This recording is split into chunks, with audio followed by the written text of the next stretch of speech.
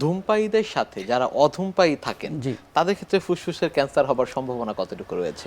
এটা আসলে যেটা হয় যে ধূমপায়ী যেটা বললেন যে সব অনেকে বলেন যে আমি তো অনেক বছর ধূমপান করি, আমার তো ক্যান্সার হয়নি। নিশ্চয়ই। তো ব্যাপারটা কিন্তু তা না, ধূমপায়ী হইলে যে ক্যান্সার হবে তা না।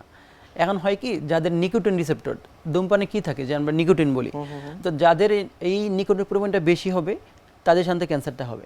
কিন্তু সবার কি হবে না, কারো কারো এই নিকোটিন, আমাদের শরীরে নিকোটিন রিসেপ্টর থাকে, যাদের শরীরে এই নিকোটিন রিসেপ্টর থাকবে শুধুমাত্র তাদেরই ক্যান্সার হবে। এখন কিন্তু এই নিকোটিন রিসেপ্টর কাদের থাকবে বা এটা কোনো টেস্ট দিয়ে কিন্তু আমরা বুঝতে পারবো না। আচ্ছা এই জন্য আপনি এটা বলতে পারবেন না যে ধূমপান করলে আমার ক্যান্সার হবে কি হবে না। আচ্ছা। এই একটা জিনিস। আর আপনি যেটা কোশ্চেন করলেন, আমরা বলি প্যাসিভ স্মোকিং বলি। হ্যাঁ, আমি ধূমপান করলাম, আপনি বসে আছেন বা ফ্যামিলি ওনারা বসে আছে, তাদের এটা নিশ্চয়ই। তারাও কিন্তু নিচ্ছে, আশেপাশে আশেপাশে যারা নিচ্ছে, তো তাদের কিন্তু এরকম ক্যান্সার হতে পারে। আর একটা জিনিস খেয়াল করেন, ইদানিং যে আমরা বলি বায়ু দূষণ বলি, এই যে ঢাকা 1 নম্বর 2 নম্বর থাকে, যদি আপনি ধূমপান নাও করেন, প্রতিদিন কোনো কোনো সময় দেখা যায় 10 থেকে 15টার মধ্যে সিগারেট খাওয়ার মতো নিকোটিন আমাদের শরীরে যাচ্ছে।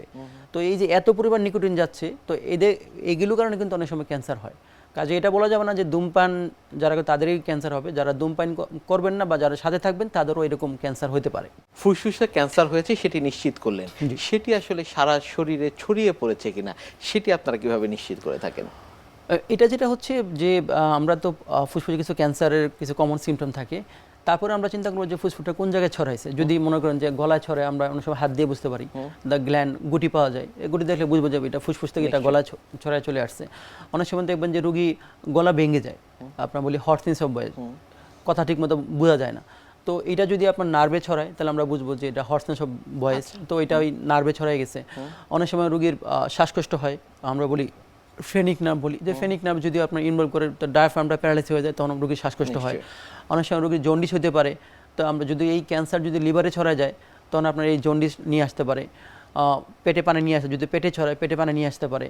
অনেক সময় যদি আপনার এই ক্যান্সার ব্রেনে ছড়ায় যায়, রোগী অজ্ঞান হয়ে যেতে পারে, রোগী খিঁচুনি হইতে পারে, রোগীর মাথা ব্যথা হইতে পারে।